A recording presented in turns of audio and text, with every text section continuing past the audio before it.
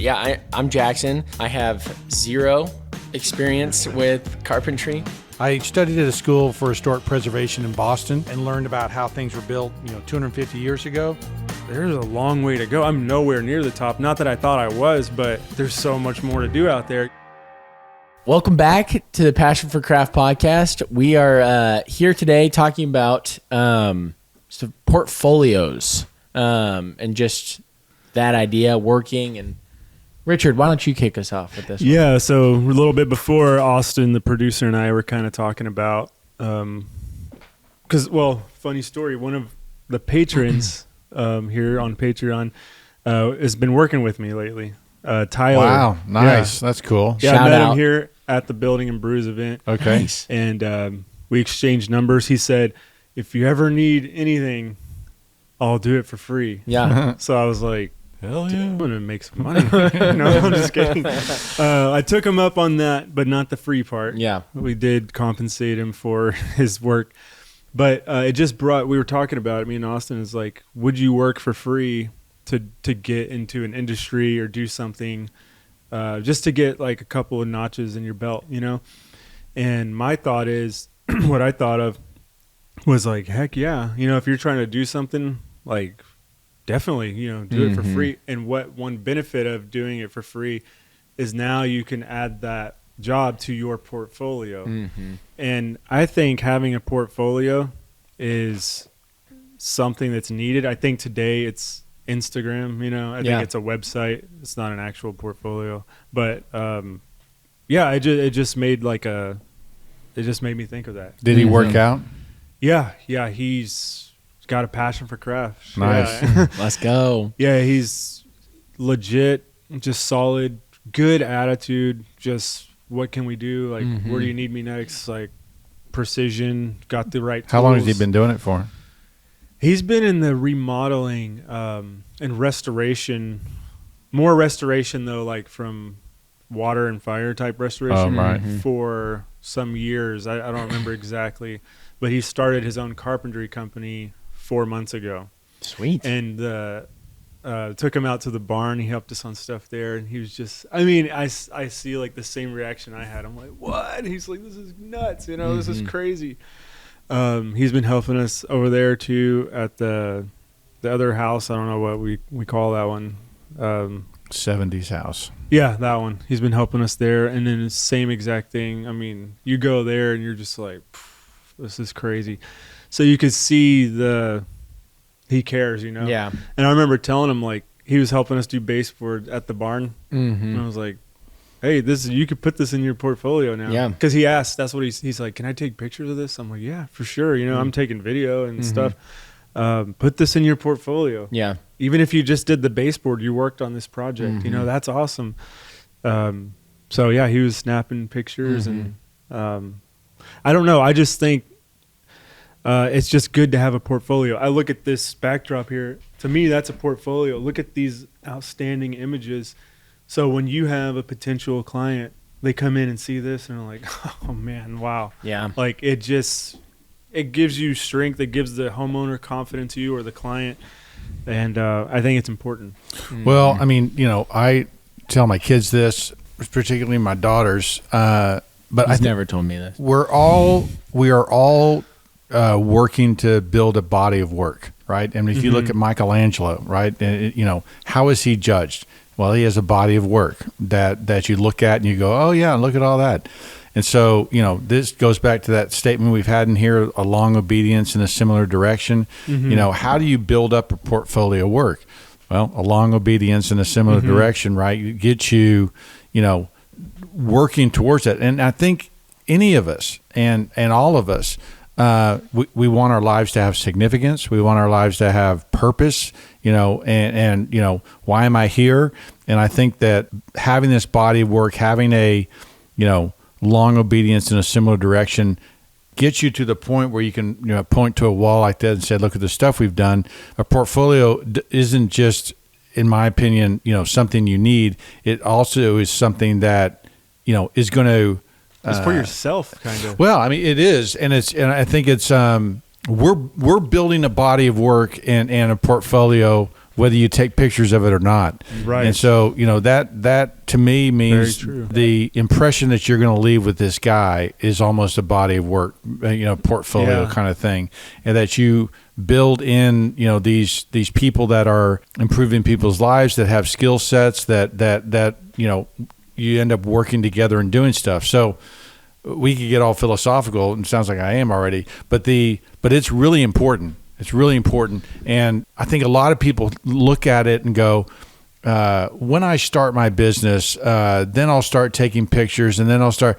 And you've already started your business. You've already people are already taking pictures. Yeah. And so you are, whether you want to have a portfolio that you're taking pictures of that you can show potential clients, the fact is your reputation is a portfolio. Mm-hmm. The way you treat people is a portfolio. And so you are building a reputation. And just like we talked in that other episode about that builder who, ripped off that client, he'll never take pictures of that, but that portfolio is being spread around. Right. Mm-hmm. And that homeowner is saying, look, don't ever use this guy. And so anyway, it's just, I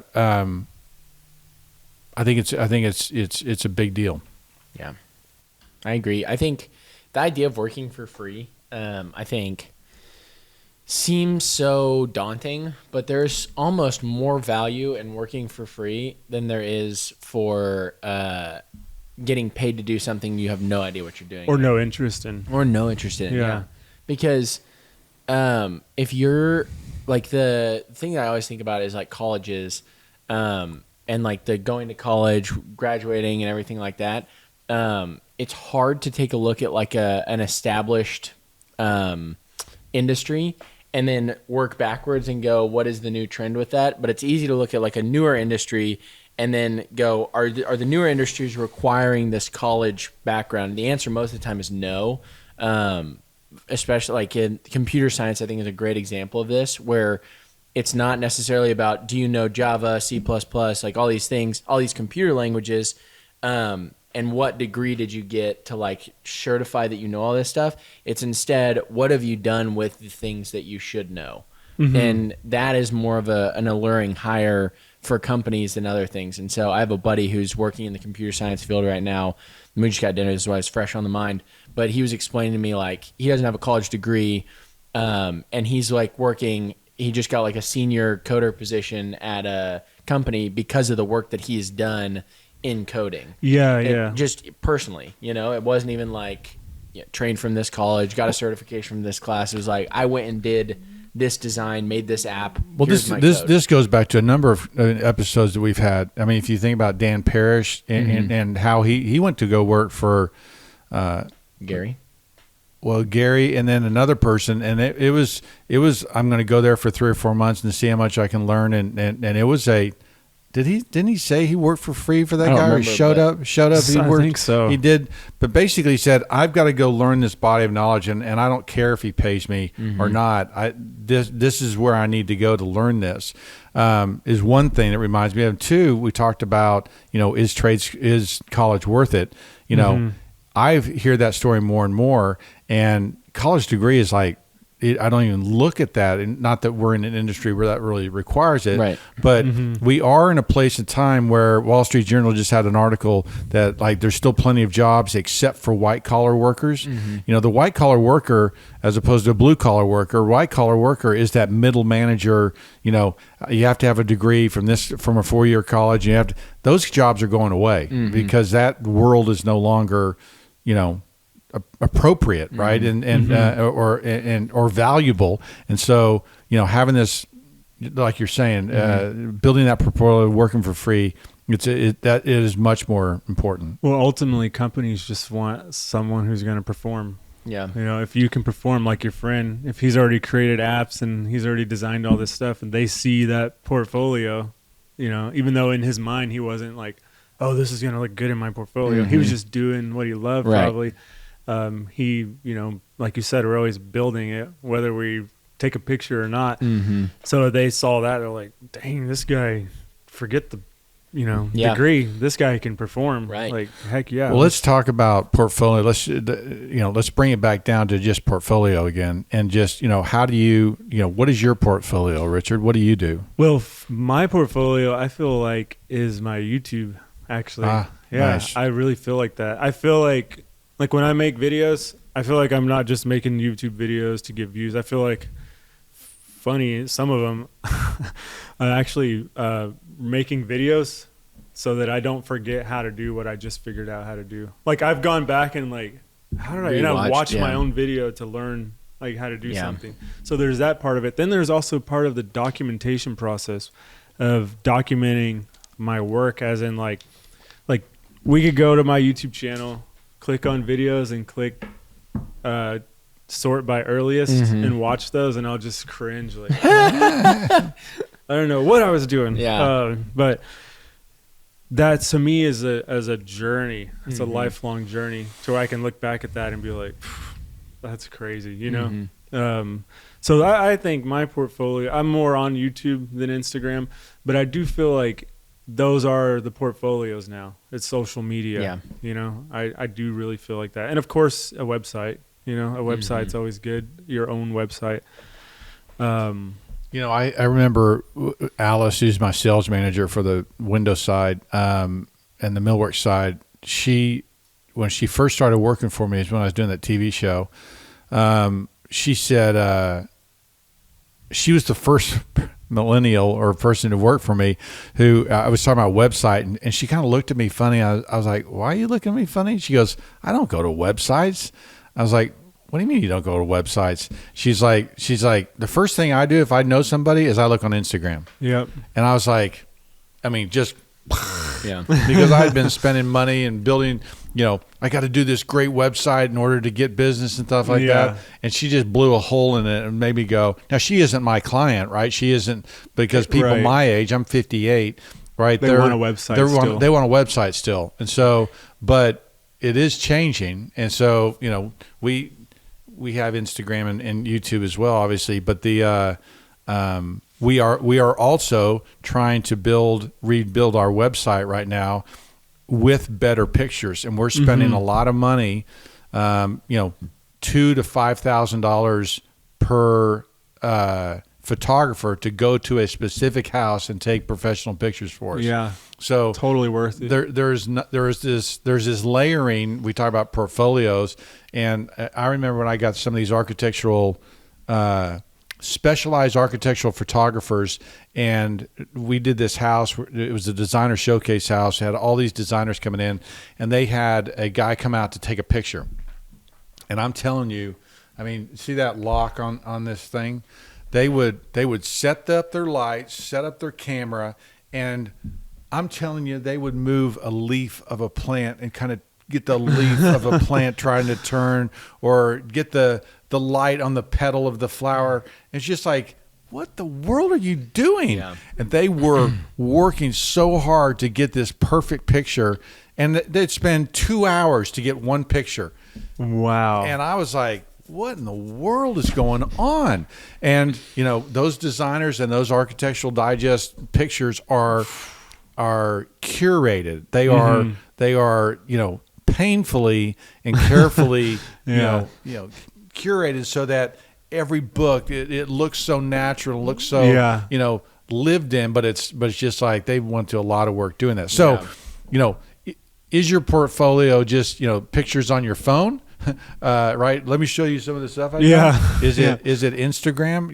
Are your pictures professionally done? And we're at that point where we're trying to get our pictures professionally done. So anyway, and I'm not even sure it's necessarily going to lead to that's going to change everything. That's going to lead, but it is a layering that it will matter. That high end clients will look for. And I'm always amazed. My wife will get a picture and then she'll blow into one tiny corner and go, look at that. And I'm like, what are you doing? What are you doing? It's like a picture of a couple, but off in the far corner, there was somebody that photobombed it. She goes, can you believe that they did this? And you're like, what are you doing?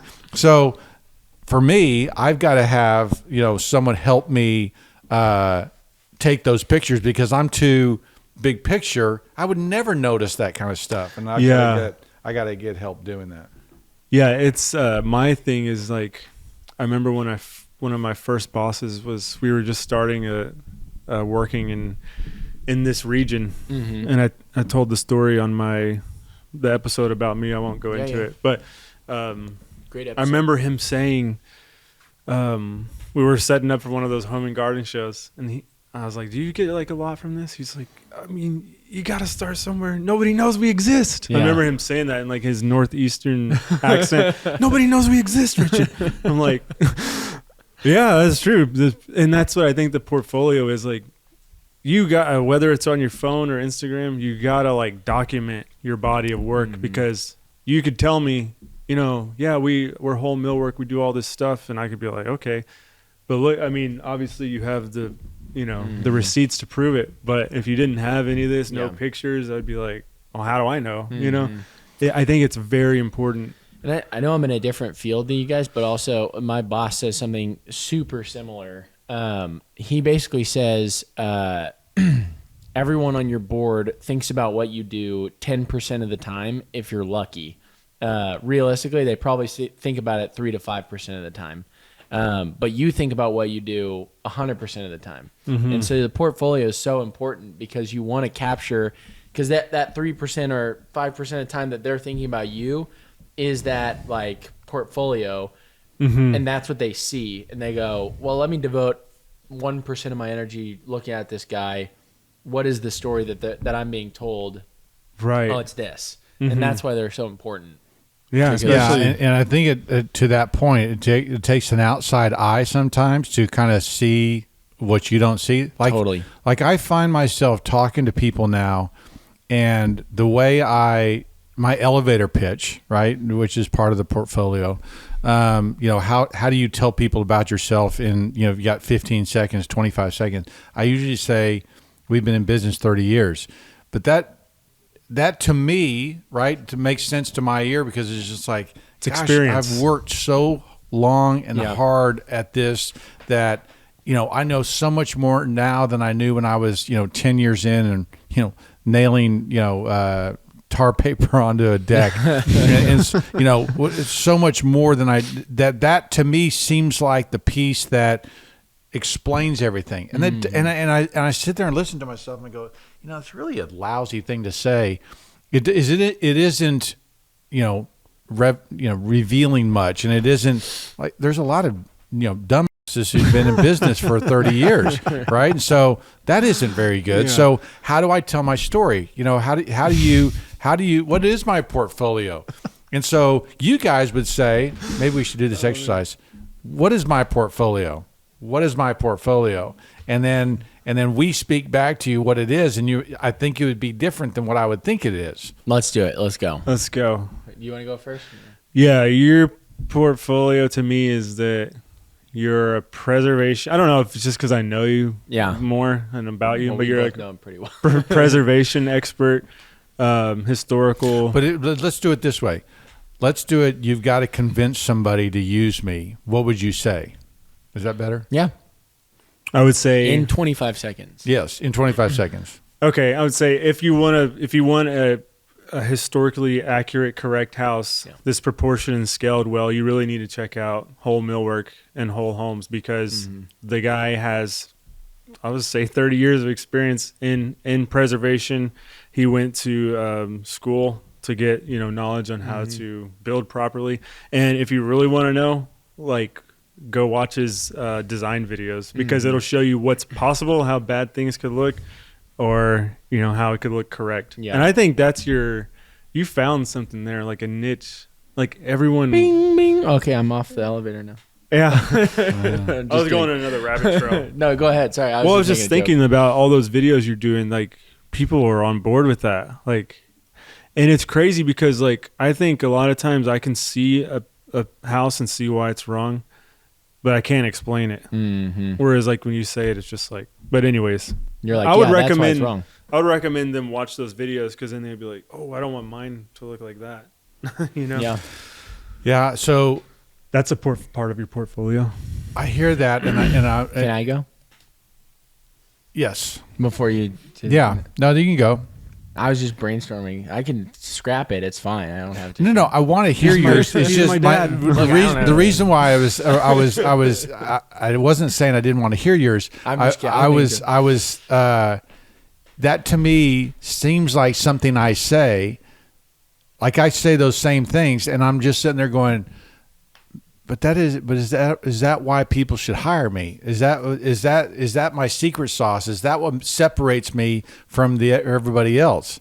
That's what I'm. What separates you? Yeah. Yeah, it's because if you want to get to a point of difference, like, well, there's 5 contractors that have been in business. Like that dishonest guy I told you about, he's been in business 35 years. Mm-hmm. And so, the 30 years isn't enough, but is it that he understands what it should look like? And is that the most important thing to the client?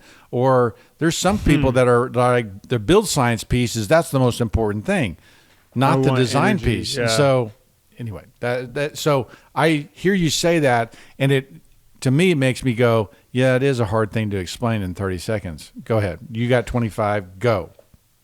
Look, really, if you want the best of the best, you should go with Brent Hull. He's been trained. He's an expert.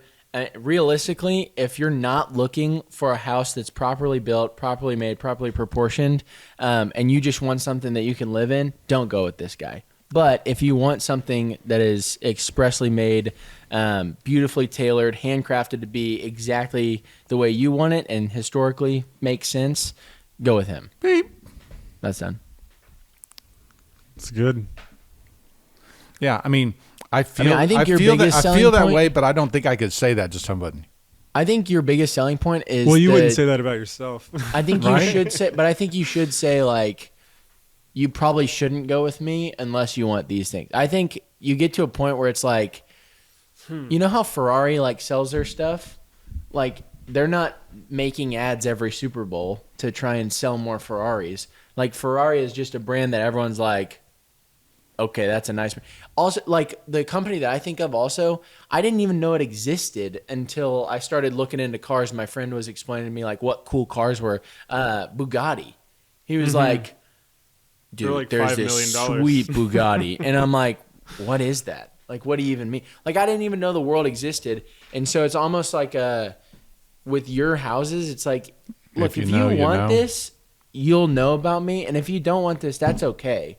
Like we have other people who do want this, but you're not elevator pitching people. You're almost saying like we're exclusive. Like you can get in if you want, but you gotta want to get in. Yeah, I don't.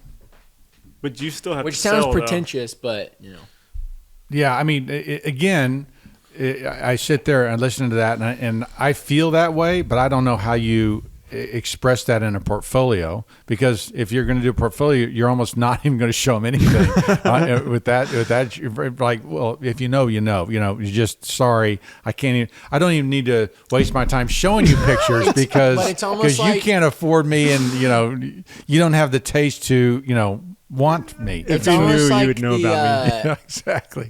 There's that like spin doctor like thing you can do where you go, oh, we deny the allegations about him going and helping out at the homeless shelter are true, and then people are like, wait, he went to a homeless shelter? When did that happen? It's almost like you're doing that tactic of, look, we're not saying we're building the best homes. I don't know. You know what I mean? Like, anyway, so you guys, yes, that is the challenge, right? For me to like, one, you're trying to build up like. I want to know in the comments. How would you describe Brent's portfolio? That would be interesting. Okay, so let's do Richard. Well, okay. It's hard. I'll hold my thought. Yeah. No, I'll just say it. Sorry. I was thinking, and you also need to update it too, your portfolio all the time. That's what we're doing. That's what we're trying to do. Because one thing I don't do is delete stuff from my YouTube, but I've definitely deleted stuff from my Instagram. Yeah. Where I'm like, that doesn't belong in here. That's not good. So as you get better, you kind of I think not deleting it from your YouTube is a good call though. Yeah, I think it's funny. Whatever's like also like whatever's in the algorithm too. Like it might still pop off. Yeah. All right, I'm nervous about this one. Let's go. Wait, did you share your portfolio first, and then we shared your portfolio? Did you do your elevator pitch yet? I said I don't know how to do my elevator pitch. And that you're thinking that's okay? That's sufficient for your elevator pitch? Oh, you want me to do my elevator pitch? Oh, okay. I'm just asking, You tell us because now we did yours. Do what you do you just- yours or no? So we're on an elevator. Bing. What do you do for work? The doors are just closed. I'm about to build a house. What do you do for work? No. The elevator's going up. Yeah, I'm going to build a house. What do you do for work? Bing, bing. All right, the elevator's arrived. Good job, man. Good pitch. So usually what I do is I tell people I've got 2 companies. I've got a millwork company that does historic preservation and as well as architectural millwork. And then I've got a building company that does remodeling, restoration of pre-1940 houses. Then we build new houses that look like old houses. So now I've spent 20 seconds explaining what we do. I was gonna say, what's your audience for you? Because you wouldn't do that if But you knew I've your got people audience. that say to me, "Now, what do you do?" Like I get it all the time because it's confusing. Because if you go to our thing, it's called Hullworks. Well, what does that mean? And so we're in the process of changing that because it doesn't. What is Hullworks? And then we've got 2 companies. Okay, well, what is that? And then we've got the 100-year window. And so it's just like I've got these. Where is it? Why you're a builder, but you have a millwork? I would so say I feel if like you're a doing- lot of my if you're answering portfolio that problem question- is confusion about what it is I even do. Are you an architect? I get that all the time. Are you an architect? You used to no, tell them I'm not people an who are- architect. I did. I'm part of the problem. If you're answering that question, that's a different question than why do you want to use me? You know what I mean? Because the question you posed to us was why do you want to use me? If you're answering what do you do, I would say completely different. I would say like he's a contractor who dabbles in historic restoration, who specializes in historic restoration. That's what I would say if you're saying what do you do? Well, the fact that we're struggling with all this thing about a portfolio for me, right? Proves. Proves that it's hard to do, right? Yeah. Proves that it's like, that it takes practice to build up an elevator pitch so that you can do this. Like the richest people in Fort Worth are the Basses, and if I got stuck in an elevator with him, I'd say, I really like your architectural stuff. If you ever need help, I'd love to be a part of that. Right. I wouldn't explain who we are. I would just be like, Throw it out there. you're right. Just say, I love what you do and I'd love to help out. For free. I would, if I was you, I would drop in I'm an expert in the field and I would love to help out. Well, hopefully the me saying that would hopefully say, oh, well, do you do this? And then I would say that.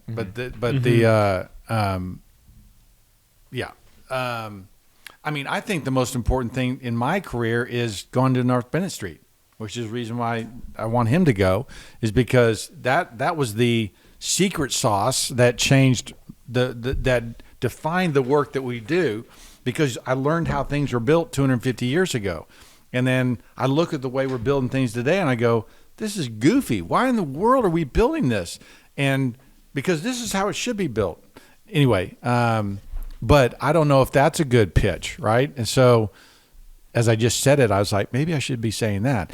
Again, to the point that it's hard to do this and you really need to practice it. You really need to probably sit down with some buddies and say, hey, will you lift in my elevator pitch and tell me whether this is any good or not? Speaking yours of, is tricky with the whole homes, whole millwork. Like, it's like a whole puzzle. It's a puzzle. And because I'm doing the design videos, those people are like, well, does that mean you're an architect? And it's just like, well, why don't architects know this? I get that question. Well, because they're not being trained in this anymore. And so these are traditional building methods that, this is the way we used to build. And so anyway, it's just a lot. mm-hmm. Okay. All right, let's do Richard. Yeah. You don't get to go first. You get to go last. All right. Go. What? Wait, hold on. Make me go first? You want me to tip my hand? Yeah, I do. Okay, so, but hold on. You really do. Yeah, But here's the I'll question. do it first. No, here's the question. Are we saying why do they want to use you, or what do you do? That's simple. No, we're why saying, do you want why to do use you want to me? use them? Because Okay. he has a passion for craft. That's what I about was it. going to say. I was Yeah. going to start off. I was going to say Richard is an incredibly hard worker. He's got a passion for craft. Totally desires to do these things. Will do it right. He's super honest, and just really is like learning how to do it and does what he does with excellence. That's what I would say. Yeah, I would agree. Bing. Um, Elevator opens. I leave. I mean, it depends who I'm talking to. Like if I'm talking to another builder, I might say, yeah, we've got him tied up. You can't use him. Which I'm fine with. That's awesome. If I'm talking, but I have talked to some homeowners. You just tell him like, no, I mean, he's all right. We're working with him. We'll have him. Yeah, he needs some help. Just give us a year or two with him. Give us 25 years. I've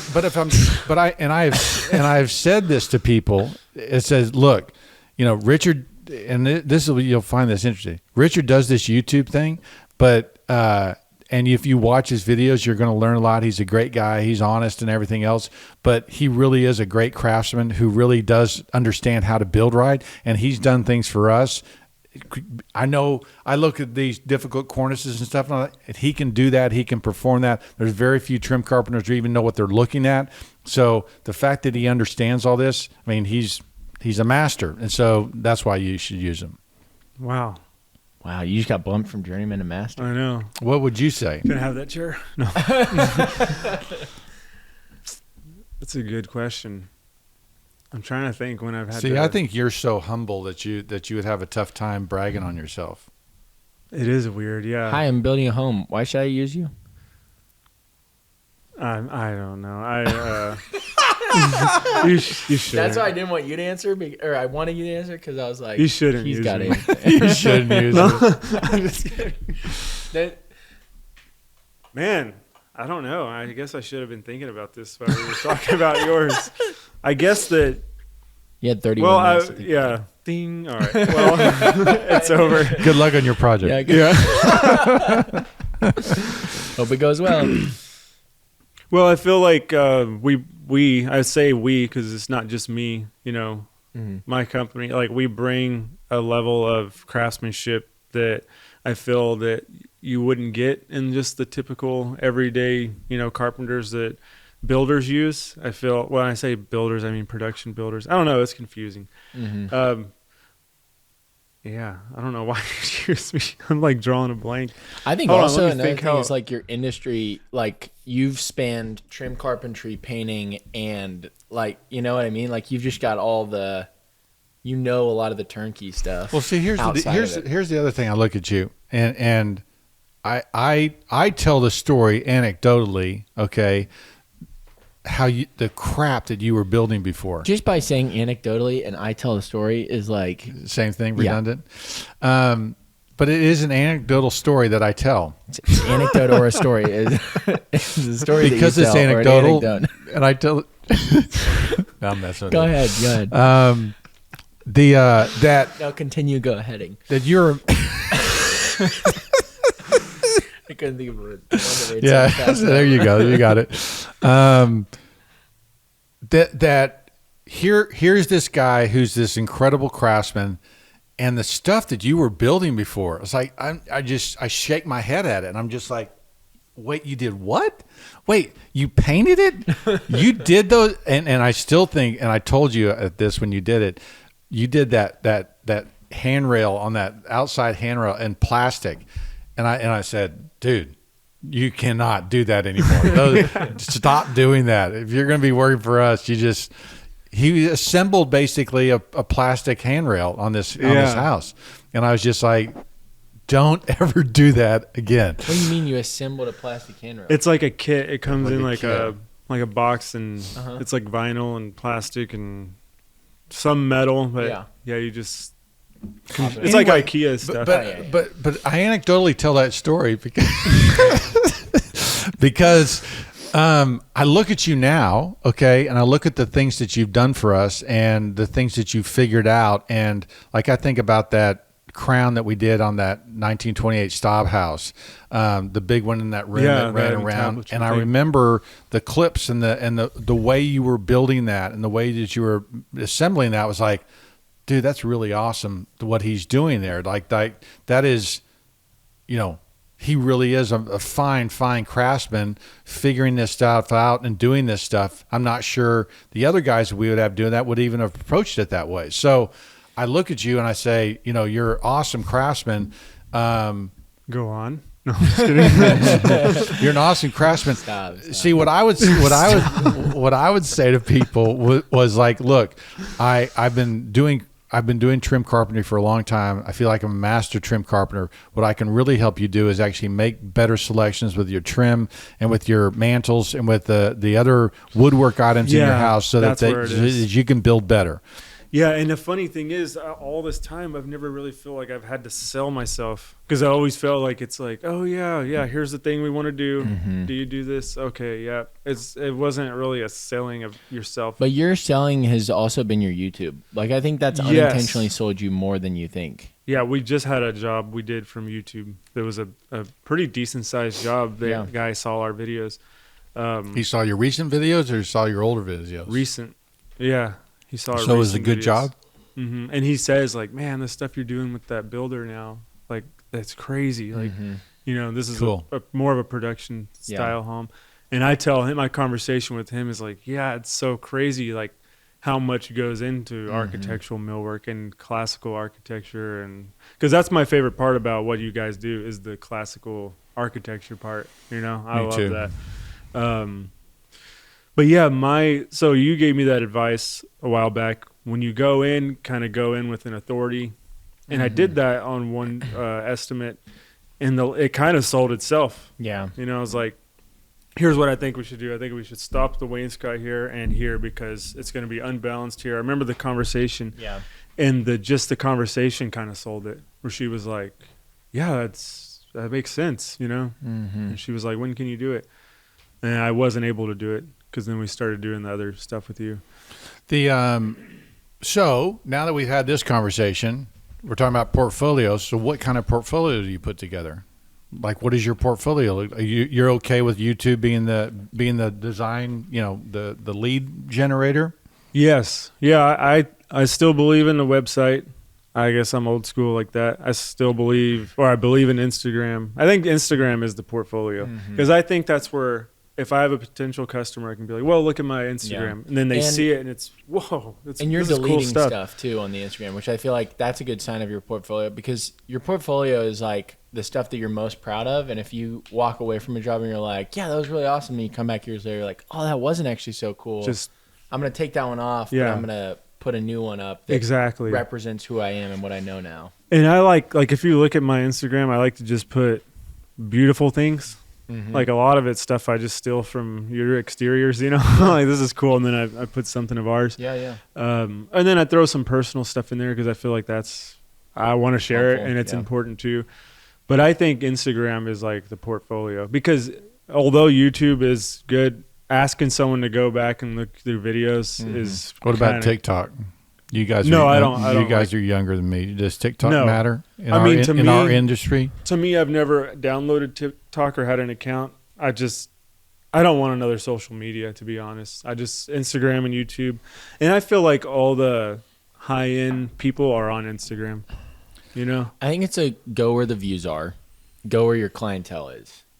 For, like, if this was a different type of company, like, maybe yes. Like, if this was a startup that was like looking to hire 23, 24-year-olds, you need to have an active portfolio on TikTok that just has some goofy videos of like office culture stuff, not maybe even what you're doing. Right. But if this was but because this is a home builder company, it's like your demographic is probably 30 and above. And so the demographic there is just not on TikTok. And so you don't need a portfolio on TikTok because the demographic isn't on TikTok. How old are you? 34. So you missed TikTok, basically. Right? I'm only in it because generationally, that's true. I'm probably in it because of my age. Everyone in my age hates TikTok. Yeah. Unless they're trying to sell something But if we're helping the guys out there who want to build a portfolio, I don't think TikTok's, if you want to be serious about craftsmanship and things like that, TikTok is about views, right? I mean, I could be speaking wrong, but I think you're right. I think if TikTok is about like just mind-numbing stuff, just like distractions. Like there's a joke it was like 2 months old now, but there used to be all these TikTok videos with a game called Subway Surfers on the bottom half of the screen, and then the top half of the screen they're doing like a restoration project, and so like the screen's divided like that, and the idea is there's like a voice over explaining what's going on in the restoration video while Subway Surfers is on in the bottom. And so if you get bored with the top half, you just Are go watch you the kidding bottom. me? Is that We're right? creating monsters. 100%. And so there's a joke where a guy's like, all right, I need to sit you down for an important meeting. And then the guy's like, And he goes, oh, sorry. And he pulls up Subway Surfers on his phone and he goes, okay, so I really need to sit you down for an important meeting. That is hilarious. Gosh. Which is really funny. Oh my gosh. But it's... Is that where we're at? Yeah, is I that don't know. where we're at? I think satirically, that's where we're okay. at. Like, it's a joke. It's not, like, for real.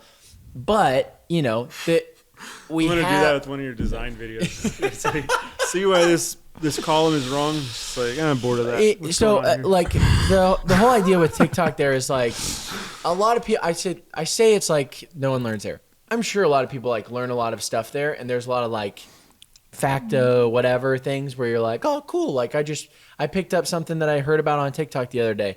And there's some people doing serious content on there, but you don't want to have a feed of serious content after serious content after serious content because they're minute-long videos. They're intended to kind of be mindless. And so it's supposed to be like funny video of a kid golfing and accidentally hitting his dad in the nuts, and then following I learned 5 reasons why you should never blank, and then you like watch that video, then you go to another video of a kid tripping and falling, and it's like hilarious. Like, you know, like it's that kind of intention. So I'm going to stick with my comment that's not part of your portfolio. No. So Yeah. and then should anybody be doing print? I don't think so. I don't think there's a market for it anymore. I like print whenever you're meeting with someone. Like, I like actual holding something, you know? That's kind of cool. I agree with that. Like, I like a actual, Like, something tangible. Austin, what do you think about this whole topic? I think that an interesting delineation is like user-generated, like self-generated content versus like hiring somebody to make your portfolio. Yeah. Like, Brent, like you hire us to make your videos, you hire photographers, whereas Richard, you're Yeah. doing your own photos, doing your own thing, because that plays into the TikTok. Like, brands are on TikTok, and it'll be a person filming themselves with their phone. But so, like, I feel like it's interesting the demographic you would attract doing that is different than the demographic you'd attract, you know, with your professional photographer that's moving all the leaves to get the right shot, you know? That totally speaks to, like, that's so true. Because if you're out there, like, hey guys, I'm on the job today, you know, whatever, like those type of videos are helpful, but they are not, it might be client bringing, but they're not, it attracts a different demographic. But I don't think anybody, like all our clients, I mean, the very youngest clients we have are 40, in their 40s. Yeah. You know, most of our clients are my age, right? They're in their That speaks 50s, to what 60s can and stuff. And so they're not on TikTok. Mm-hmm. Correct. Or if they are, they need to get off. 'Cause that's a shame. Unless they invented it, they're not on TikTok. So That tracks. That makes sense. All right, what's my elevator pitch, guys? see, I think what I look at you don't have one, but I think mine is I'll come work for you for free. I think that's my elevator pitch. That's not bad. I'm really interested in learning. I'd love to come work for you for free. I'll figure it out. find interesting. You might have to repair your ceiling. Hey, Ron. Hey, Billy.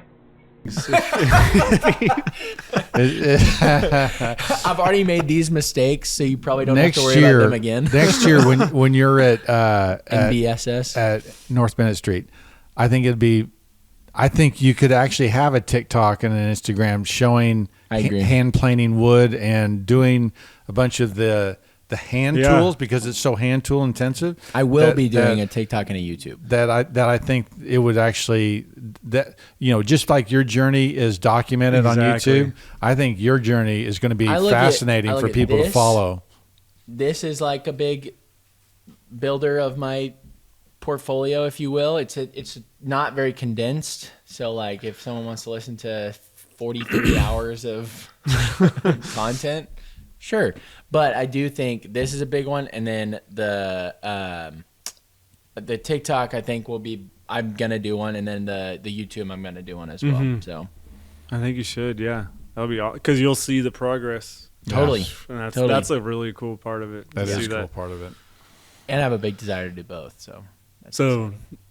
if the elevator comes, what do we say about him? We just stay away from him, or until he gets back from school? Yeah, I mean, I think you're right. I think that you are saying, look, I'm looking to learn, and I've identified you as someone who really knows quite a bit. I'd really love to learn from you. Can I come work for you for free? Now, you wouldn't be saying that to, you would be like I'd say that's like- D.R. Horton. Or, like Dan Parrish did, right? He found those people that the things he wanted to learn, stairs or whatever it was, and that's you'd be focused in your approaching those people. what do you think I'd say? Hey, I'm the host of the Passion for Craft podcast. I know enough. Let's do it. It's fair. Yeah. Yeah. I'd probably say that. Yeah. Makes sense. Also, for Richard and I, put our elevator pitches in the comments as well. I'd love to hear the Brent's, Richard's, and I's fan created portfolios. Yeah, that's cool. All right. Well, thank you guys for watching this episode of the Passion for Craft podcast. Do think about your portfolio, how you're reflected in the world, and I do think it's a helpful exercise to get someone else to speak into your thing because that was interesting. All right. Thanks, guys, for watching. See you next time.